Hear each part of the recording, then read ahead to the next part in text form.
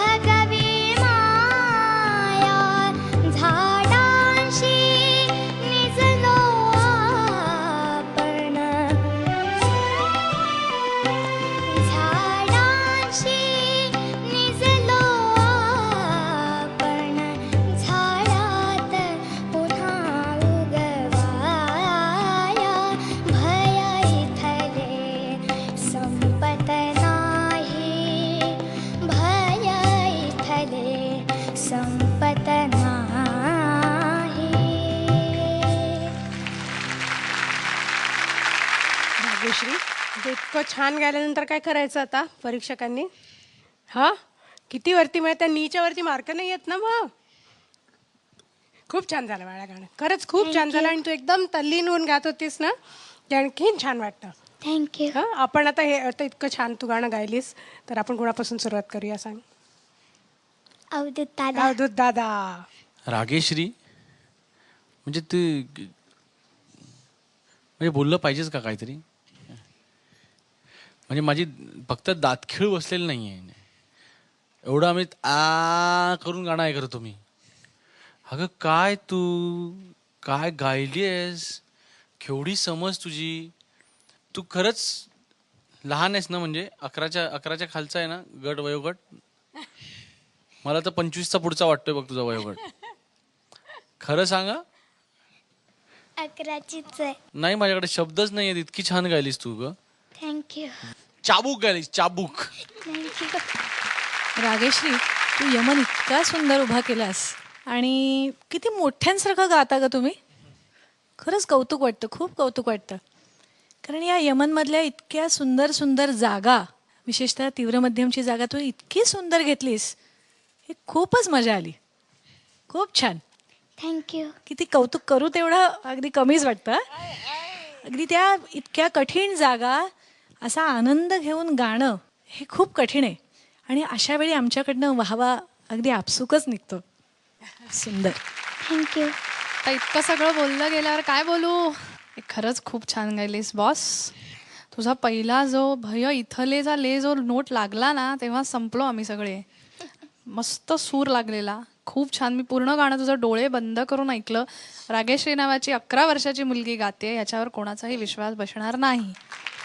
खरंच छान गायलीस. थँक्यू. आणि तू गाणं समजून प्रत्येक सूर कुठेही पळवाट काढत नाहीस सुरात. हा तुझा स्वतःचा गुण आहे. असाच अभ्यास चालू ठेव, कारण पुढे जाऊन प्लेबॅकमध्ये खूप तुला या तुझ्या गुणाचा उपयोग होईल. खूप छान. Very good. मग बघायची मार्क? हा हो, म्हणजे मी तुझ्या जागी असतो तर मी म्हटलं असतं पुरे आता बोलणं आता मार्क सांगा लगेच. किती देऊ? तुम्हाला जे वाटेल ते द्या. म्हण ए अवधूत दादा. ए अवधूत दादा. अरे काय बरं आहेस ना? अरे काय बरं आहेस ना? मी काय गायले बघितलंस काय? मी काय गायले बघितलंस काय? आधी माझ्यासारखं गाऊन दाखव. आधी माझ्यासारखं गाऊन दाखव. आणि मग ध बी काहीतरी दे. आणि मग ध बी काहीतरी दे. तोपर्यंत नी दे. नी दे. नी दे. दे नी. दे नी.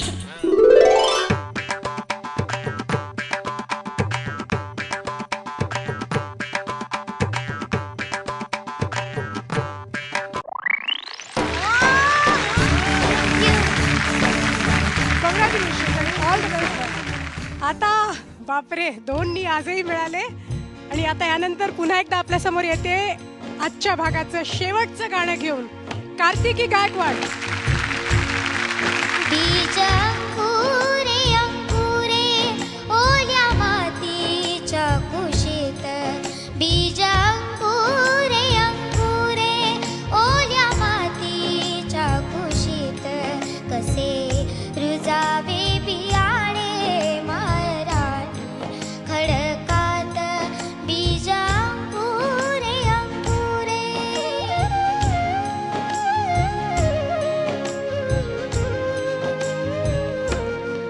बीजा हवी निगराणी हवी मायेची पाखर, लख प्रकाश निर्मळ त्यात कष्टाचा पाझर, बीजा हवी निगराणी हवी मायेची पाखर, लख प्रकाश निर्मळ त्यात कष्टाचा पाझर, हवी अंधारल्या राती चंद्र किरणाची साथ, हवी अंधारल्या राती चंद्र किरणाची साथ, कसे रुजावे बियाणे महाराणी खडकात, बीज अंकुरे अंकुरे ओल्या मातीच्या कुशीत, कसे रुजावे बियाणे महाराणी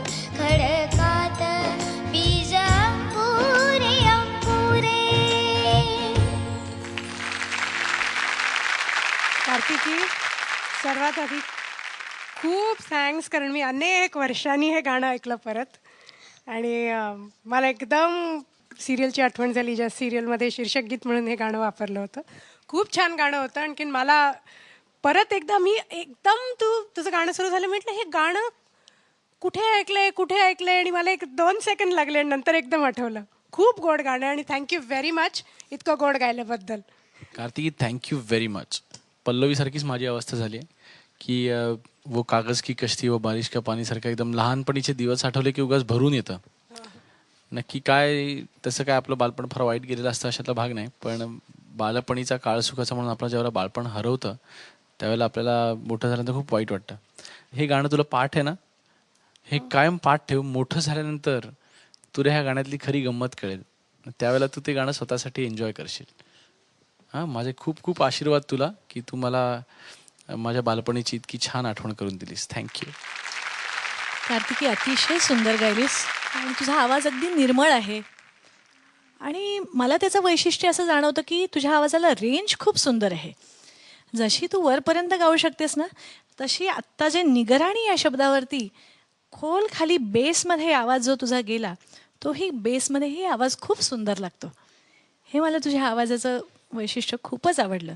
मला सर्व पालकांना अशी विनंती करायची आहे की जिथे जिथे तुम्ही गाल तिथे तिथे कृपया हे सगळं तुमचं रेकॉर्ड करून ठेवा. आयदर ऑडिओ व्हिडिओ सगळं रेकॉर्ड करून ठेवा. म्हणजे जेव्हा तुम्ही मोठे कलाकार बनाल ना, तेव्हा तुम्हाला ते सगळं बघायला खूपच गंमत वाटेल. हे बीज तुम्ही आत्ता अंकुरा आणि नंतर त्याचा वटवृक्ष नक्कीच होईल. पहा कार्तिकी, मला ना तुझा आवाज ऐकल्यावर एक नेहमी वाटतं, मी सांगू का, ही ना सारेगमा लिटिल चॅम्प्समधली कैलाश खेर आहे. कारण त्याच्या आवाजात कसं तो एखादं गाणं आपल्याकडे आधी वळवतो, स्वतःच्या स्टाईलनी गातो की भाई मेरे आवाज में ये गाणं ऐसा लगता है. तसं ही प्रत्येक गाणं आपल्याकडे वळवते, आपल्या स्टाईलनी गाते. छान. ही तुझी, मी पहिल्याच एपिसोडला म्हटलेलं की तुझ्याकडे तुझी स्वतंत्र शैली आहे गायची, तशी तू गातेस. मात्र त्या शैलीत मग ते गाणं तसं जस्टिफाय झालं पाहिजे, जसं तुझं रेशमाच्या रेघांनी जस्टिफाय झालं, तुझं आधीचं गाणं झालं. या गाण्यात मला काय वाटलं माहिती, थोडंसं तू हात आखडता घेऊन गात होतीस. बीज अंकुरे अंकु, तो नोट लागावा अजून छान तुझ्या आवाजात. मला असं अपेक्षा होती, हा आता हिच्या गळ्यातनं मला हा ऐकायला मिळणार आहे, तसा आला नाही.